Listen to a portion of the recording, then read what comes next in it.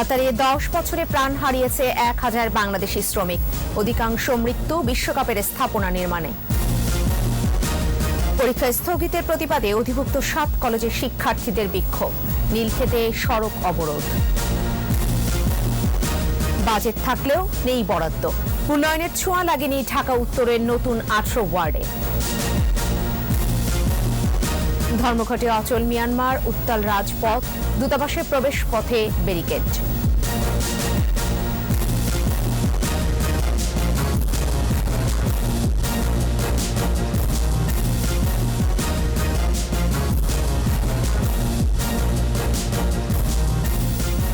শুনছিলেন first security ইসলামী bank limited সংবাদ শিরোনাম। প্রত্যেককে আমন্ত্রণ জানাচ্ছি দুপুর 2টার 21 সংবাদে। সাথে থাকছে আমি ফেরদৌসী আহমেদ।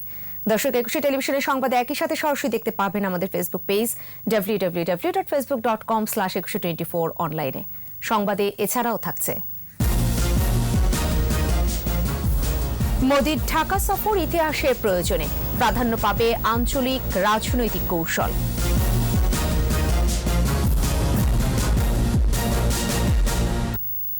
কাতারে 2022 বিশ্বকাপের প্রস্তুতিতে গেল 10 বছরে প্রাণ হারিয়েছে বাংলাদেশের 1000-এর বেশি শ্রমিক। ভারত, পাকিস্তান সহ এশিয়ার বিভিন্ন দেশের 6500-এর বেশি শ্রমিক মারা গেছে। সম্প্রতি ব্রিটিশ সংবাদ মাধ্যম গার্ডিয়ানের বিশেষ প্রতিবেদনে প্রকাশিত হয় এসব তথ্য। অধিকাংশ মৃত্যুই বিশ্বকাপের জন্য স্থাপনা নির্মাণের সঙ্গে সম্পৃক্ত। যদিও শুরু থেকেই শ্রমিক মৃত্যুর ঘটনাকে স্বাভাবিক দাবি করে আসছে কাতার। রিপোর্টে বাকিটা জানাচ্ছেন দুলি মল্লিক। ফুটবল জগতের সবচেয়ে বড় আয়োজন ফিফা বিশ্বকাপ 2022-এর প্রস্তুতি প্রায় 10 বছর ধরে চলছে কাতারে। গড়ে উঠেছে বিশাল বিশাল সব অট্টালিকা, শতাধিক 5 তারকা হোটেল, 7টা নতুন স্টেডিয়াম, নতুন বিমানবন্দর, ফ্লাইওভার, মেট্রো রেল সহ আধুনিক গণপরিবহন ব্যবস্থা। আর এই বিশ্বকাপের প্রস্তুতিকে ভাগ্য পরিবর্তনের স্বপ্ন ভেবে কাতারে পাড়ি জমায় বাংলাদেশ, ভারত সহ এশিয়ার লাখ লাখ শ্রমিক। শুরু করে বড় বড় স্থাপনা নির্মাণের কাজ। তবে মৃত্যু যে তাদের ভাগ্যে লেখা ছিল তা ভাবতেও পারেননি অনেকে। সম্প্রতি সংবাদ মাধ্যম গার্ডিয়ানের প্রতিবেদনে বের হয়ে আসে চমকে দেওয়া সব তথ্য। এতে বলা হয় 2011 সাল থেকে 2020 সাল পর্যন্ত কাতারে 6500-এর বেশি দক্ষিণ এশিয়ান শ্রমিকের মৃত্যু হয়েছে, যার মধ্যে বাংলাদেশি 1018 জন। গার্ডিয়ানের তথ্য অনুযায়ী প্রতি সপ্তাহে গড়ে বাংলাদেশ, ভারত সহ এশিয়ার 5টি দেশের 12 জন শ্রমিকের মৃত্যু হয়েছে। স্টেডিয়াম নির্মাণ করতে গিয়েই মারা গেছেন 37 জন শ্রমিক। বাকি প্রায় সব মৃত্যুই বিশ্বকাপ আয়োজনের সঙ্গে সম্পৃক্ত। অধিকাংশেরই ময়নাতদন্ত করতে দেওয়া হয়নি বলে দাবি গার্ডিয়ানের। কাতার কর্তৃপক্ষ বলছে অধিকাংশ মৃত্যুই স্বাভাবিক। তাদের মতে বাংলাদেশ, ভারত ও নেপালের 69% শ্রমিকের মৃত্যু স্বাভাবিক। সড়ক দুর্ঘটনায় 12% ও কর্মক্ষেত্রে মারা গেছে 7%। কাতারের পক্ষে অবস্থান নিয়েছে ফুটবল সংস্থা ফিফা। দুর্ঘটনার হার কম বলেও দাবি তাদের। বিশ্বকাপ উপলক্ষে বর্তমানে কাতারে 20 লাখ প্রবাসী শ্রমিক অবস্থান করছেন। গেল বছরের শেষ দিকে শ্রমিক মৃত্যুর তথ্য গার্ডিয়ানের হিসাবে নেই। তাই মৃত্যুর সঠিক সংখ্যা আরো বড় বলেই সন্দেহ সংবাদ মাধ্যমটির। দুলি মল্লিক, 21 টেলিভিশন। পরীক্ষার স্থগিত আদেশ প্রত্যাহার এবং হল ক্যাম্পাস খুলে দেওয়ার দাবিতে ফের নীলক্ষেত মোড়ে অবস্থান নিয়েছে ঢাকা বিশ্ববিদ্যালয়ের অধিভুক্ত 7 কলেজের শিক্ষার্থীরা। বুধবার সকাল 9টার দিকে তারা নীলক্ষেত মোড়ে অবস্থান নিয়ে সড়ক অবরোধ করলে নিউ মার্কেট আজিমপুর সড়কের উভয় পাশে যানবাহন চলাচল বন্ধ হয়ে যায়। ফলে আশপাশের সড়কগুলোতে যানজটের সৃষ্টি হয়। আন্দোলনকারীরা বলছেন, দাবি আদায় না হওয়া পর্যন্ত তারা নীলক্ষেত মোড়ে অবরোধ করে অবস্থান কর্মসূচি চালিয়ে যাবেন। শিক্ষা মন্ত্রণালয়ের সিদ্ধান্তের পরিপ্রেক্ষিতে এর আগে মঙ্গলবার বিকেলে 7 কলেজের প্রধান সমন্বয়ক ও অধ্যক্ষদের এক সভায় সব পরীক্ষা 24 মে পর্যন্ত স্থগিত করা হয়। পরে সন্ধ্যায় তাৎক্ষণিকভাবে নীলক্ষেত মোড় অবরোধ করে বিক্ষোভ শুরু করেন শিক্ষার্থীরা। বুধবার সকালে অবস্থান কর্মসূচি থেকে শিক্ষার্থীরা রুটিন অনুযায়ী চলমান পরীক্ষা নেওয়া সহ আবাসিক হল ও ক্যাম্পাস খুলে দেওয়ার দাবি জানিয়েছেন।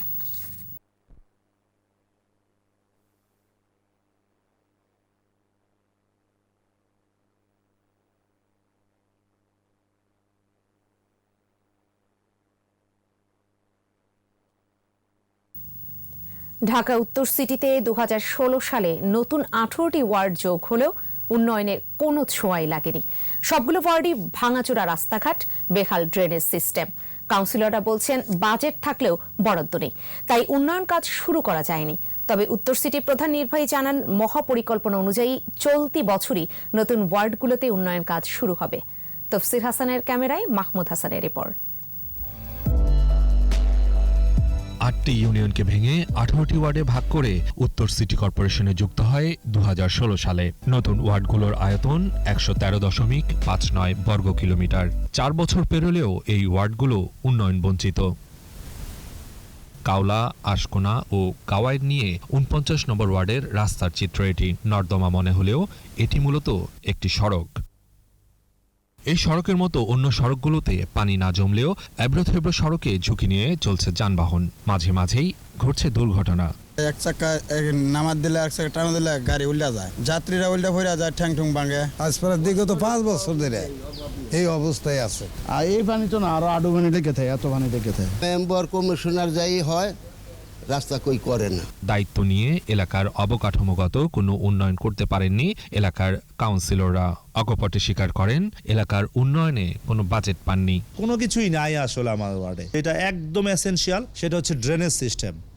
এই যে বর্ষা আসতেছে, এই বর্ষায় আমার এলাকা, এই শীতের মৌসুমে আমার এলাকায় পানি, কিন্তু সেই 4025 কোটি টাকার বাস্তবায়ন কার্যক্রম যারা করবে তারা আরো বেশি উদ্যোগী হওয়া দরকার। সিটি কর্পোরেশন বলছে নতুন 18টি ওয়ার্ড নিয়ে মহাপরিকল্পনা আছে। এবছরই শুরু হবে উন্নয়ন প্রকল্পের কাজ। 18টি ওয়ার্ডকে আমরা সত্যিকার অর্থেই একটি মেইন স্ট্রিমিং এর সাথে সংযুক্ত করে আমরা এটিকে উন্নয়ন করতে চাই, এবং এই কাজটি গুরুত্বপূর্ণ কাজ বিদায় এখানে সেনাবাহিনী এই কাজটি বাস্তবায়ন করবে। অপরিকল্পিতভাবে গড়ে ওঠা ইউনিয়নগুলোকে পরিকল্পিতভাবে গড়ে তোলা সময় সাপেক্ষ। তবে মহাপরিকল্পনার আওতায় সড়কের আয়তন নির্ধারণ, বিদ্যুৎ ও পানির সংযোগ, পয়ঃনিষ্কাশন, ড্রেনেজ ব্যবস্থা সহ বিভিন্ন বিষয়ে কাজ শুরু হলে এলাকার বাসিন্দারা সুফল পাবে বলে জানান উত্তর সিটির প্রধান নির্বাহী। মাহমুদ হাসান, 21 টেলিভিশন, ঢাকা। নিচ্ছি প্রিমিয়ার ব্যাংক লিমিটেড সংবাদ বিরতি। নো মাস্ক, নো সার্ভিস বিধি মেনে চলুন, সুস্থ থাকুন। যখন ফিরছি তখন থাকবে। শ্রদ্ধা ভালোবাসায় সিক্ত খন্দকার ইব্রাহিম খালিদ, অন্তিম শয়ান গোপালগঞ্জে। দেখছেন দুপুর 2টার 21 সংবাদ। বাংলাদেশ ব্যাংকের সাবেক ডেপুটি গভর্নর খন্দকার ইব্রাহিম খালিদ আর নেই। বুধবার সকাল 5:45টায় তিনি বিএসএমএমইউতে শেষ নিঃশ্বাস ত্যাগ করেন।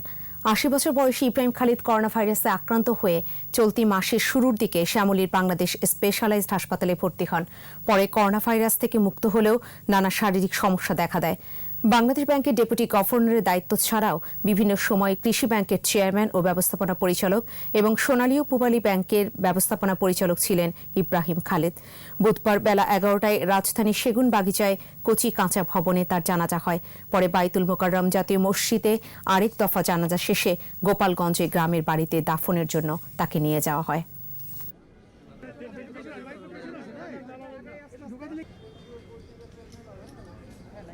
তিনি বিভিন্ন সময়ে যে ব্যাখ্যাগুলো দিয়েছেন সেগুলো কিন্তু আমাদের দেশের যারা ব্যাংক নিয়ে কাজ করে, দেশের অর্থনীতি নিয়ে ভাবেন, তাদের ক্ষেত্রে কিন্তু সেই কথাগুলো দিক নির্দেশনার মতো কাজ করেছে। আমাদের অর্থনীতির ক্ষেত্রে একজন দিক নির্দেশনা দেওয়ার মতো সক্ষম ব্যক্তিত্ব, সেই মানুষটিকে আমি হারালাম। দেশে একটি শূন্যতা সৃষ্টি করবে, এটি আমাদের জন্য একটা বড় ক্ষতি। ভারতের প্রধানমন্ত্রী নরেন্দ্র মোদীর আসন্ন বাংলাদেশ সফর গতানুগতিক নয়। এই সফর আবেক্ষণ ইতিহাসের প্রয়োজনে।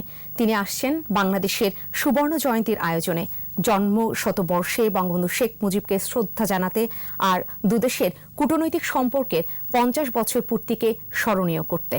সঙ্গে থাকছে এক অভিন্ন রক্তদানের ইতিহাস। এই সফর চাওয়া পাওয়ার ঊর্ধ্বে, তবে দুদেশের সম্পর্ককে নিয়ে যাবে নতুন এক মাত্রায়, এমনই মূল্যায়ন সাবেক রাষ্ট্রদূত ওয়ালিউর রহমানের। রিপোর্টে বাকিটা জানাচ্ছেন মোহাম্মদ নুরুন্নবী। দক্ষিণ এশিয়ার ইতিহাস প্রায় অভিন্ন, আর বাংলাদেশ ও ভারতের সম্পর্ক জড়িয়ে আছে ইতিহাস, প্রকৃতি, খাদ্যাভ্যাস, সংস্কৃতি ও সৌহার্দ্যপূর্ণ সম্পর্কের বাঁধনে। বিশ্ব রাজনীতি ও ব্যবসা বাণিজ্যে যতই মেরুকরণ হোক না কেন, দুই দেশ সব মোড়ে পরীক্ষিত বন্ধু। সুসময়ে দুঃসময়ে পাশে থেকেছে। বাংলাদেশের জন্মের সময় দুই দেশের বীর সন্তানদের রক্ত মিশেছে অভিন্ন প্রবাহে। স্বাধীনতার সুবর্ণ জয়ন্তী পালন করছে বাংলাদেশ। সেই আয়োজনের সাথে মুজিব বর্ষ বড় উপলক্ষ। আছে কূটনৈতিক সম্পর্কের 50 বছর পূর্তি।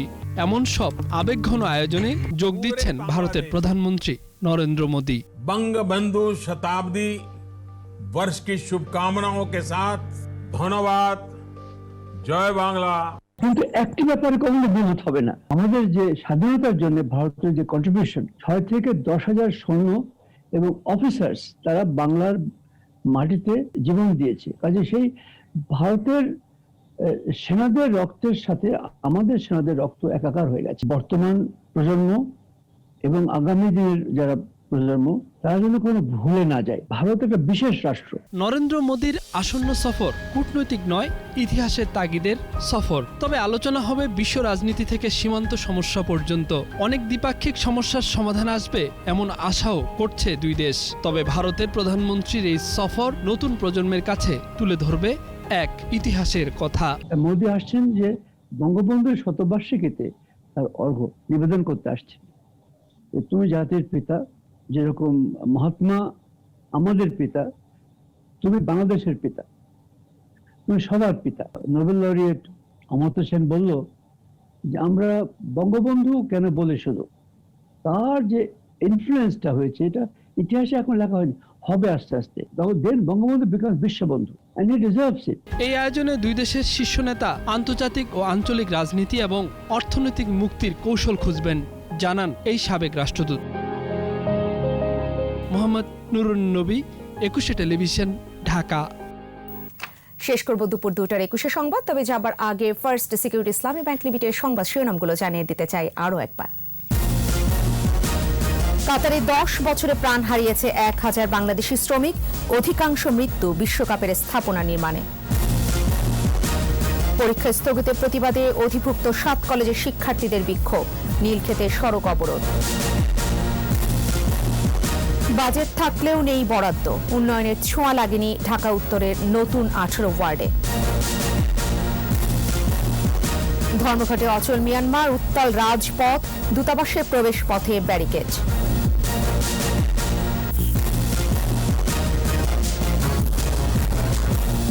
সর্বশেষ খবর জানতে ডায়াল করুন 202 নম্বরে আর ভিজিট করুন 21-tv.com এই ওয়েবসাইটে।